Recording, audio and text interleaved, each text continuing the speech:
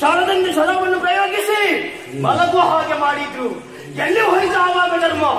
ನನ್ನ ಅಪ್ಪನಿಗೆ ಸುಳ್ಳನ್ನು ಹೇಳಿದ ಧರ್ಮರಾಯ ಕೊಂದೇ ಬಿಟ್ಟ. ಎಲ್ಲಿಗೆ ಹೋಯಿತು ಸತ್ಯ? ಆಪ್ತ ಮಿತ್ರನಾದಂತಹ ಕರ್ಣನನ್ನು ನಿರಾಯುಧನನ್ನಾಗಿಸಿ ಕೊಂದು ಬಿಟ್ಟ. ಎಲ್ಲಿಗೆ ಹೋಯಿತು ಧರ್ಮ? ಎಲ್ಲಿಗೆ ಹೋಯಿತು ಸತ್ಯ? ಹಾಗಾದ್ರೆ ಇಂದಿನ ದಿನ ಎಂತಹ ವಾರ್ತೆಯನ್ನು ಕೇಳಿದೆ.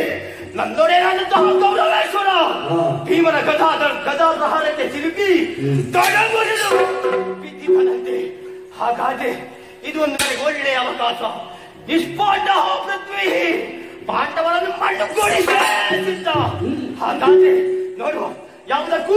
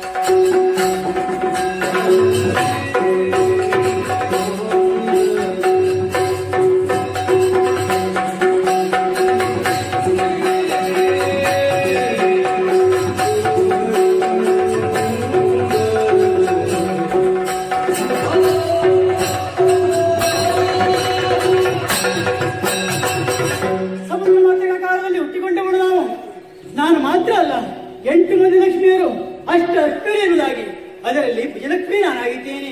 ಈ ಹೊತ್ತಿನಲ್ಲಿ ಈ ರೀತಿಯಾಗಿ ಬರುವುದಕ್ಕೆ ಕಾರಣ ಉಂಟು. ಇಷ್ಟರವರೆಗೆ ಕೌರವನೊಂದಿಗೆ ಇದ್ದವರು ನಾವು. ಆದ್ರೆ ಈಗ ಅವನ ಬಳಿ ಇರುವುದು ಸೂಕ್ತವಲ್ಲ, ಸರಿಯಿಲ್ಲ ಎನ್ನುವಂತ ತೀರ್ಮಾನವನ್ನು ಕೈಗೊಂಡಿದ್ದೇವೆ. ಹಾಗಾಗಿ ಪಾಂಡವರನ್ನು ಸೇರುವಂತ ಉದ್ದೇಶದಿಂದ ಹೊರಟು ನಿಂತವಳಿದ್ದೇನೆ. ಇನ್ನು ತಡ ಮಾಡುವುದಲ್ಲ, ನೇರವಾಗಿ ಆ ದಾರಿ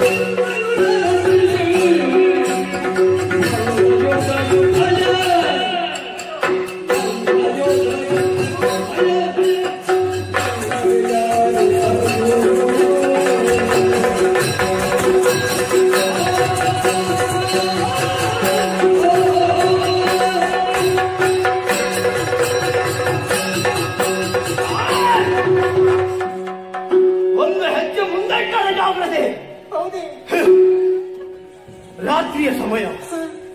ಈ ಪ್ರದೇಶವನ್ನೇ ಸರಿಯಾಗಿ ಕಣ್ಣು ಬಿಟ್ಟು ನೋಡಿದ್ಯಾನೆ? ಹೌದು. ನೋಡು, ಅಲ್ಲಲ್ಲಿ ಹೆಣಗಳ ರಾಶಿ, ಭೂತಗಳು ಬೇತಾಳಗಳು ತಿರುಗಾಡುತ್ತಂತಹ ಸಮಯ. ಇಂತಹ ಈ ಪ್ರದೇಶಕ್ಕೆ ಗಂಡಸರೇ ಬರಲಿಕ್ಕೆ ಹೆದರ್ತಾರೆ. ಹಾಗಿರುವಾಗ ಹೆಣ್ಣಾದ ನೀನು ತಿಳಿವೇತೀಯ? ಎಲ್ಲಿಂದ ಬರುತ್ತಾ ಇದ್ದಿ? ಎಲ್ಲಿಗೆ ಹೋಗುತ್ತಾ ಇದ್ದಿ? ಏನು ಕಾರಣ? ಯಾರು ನೀನು? ಹೇಳು.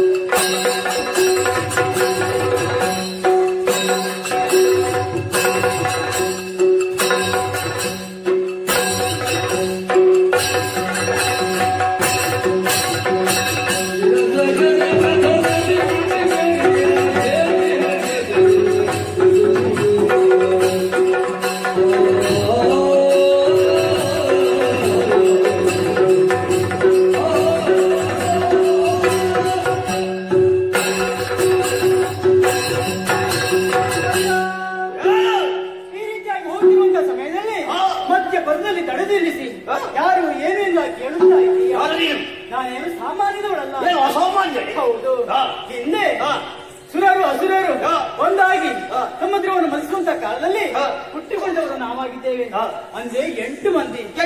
ಹೌದು, ನಾನು ಭುಜಲಕ್ಷ್ಮಿಯೇ ನಾನಾಗಿದ್ದೇನೆ. ಹೌದು. ಎಲ್ಲಿಂದ ಬರುತ್ತಾ ಇರೋದು ಬೇರೆಲ್ಲಿಂದಲ್ಲ. ಇಷ್ಟರವರೆಗೆ ಕೌರವನೊಂದಿಗೆ ಇದ್ದವಳು ನಾನು. ಅವರ ಭುಜಸಿಯನ್ನು ನಡೆಸುತ್ತಾ ಇದ್ದವಳು. ಆದ್ರೆ ಇನ್ನು ಮುಂದಕ್ಕೆ ಅವರಲ್ಲಿರುವುದು ಸರಿಯಲ್ಲೇ ಇರುವಂತ ಅವರನ್ನು ಹೊಂದಿದವಳಿದ್ದೇನೆ. ಯಾಕಂತ ಹೇಳಿದ್ರೆ ಆತ ಅಧರ್ಮದ ದಾರಿಯನ್ನು ನುಡಿತಾ ಇದ್ದಾನೆ. ಹಾಗಾಗಿ ಧರ್ಮ ಪಕ್ಷಪಾತಿಗಳಂತ ಪಾಂಡವರು ಸೇರುವಂತ ಉದ್ದೇಶದಿಂದ ಹೋಗುತ್ತಾ ಇದ್ದೇನೆ.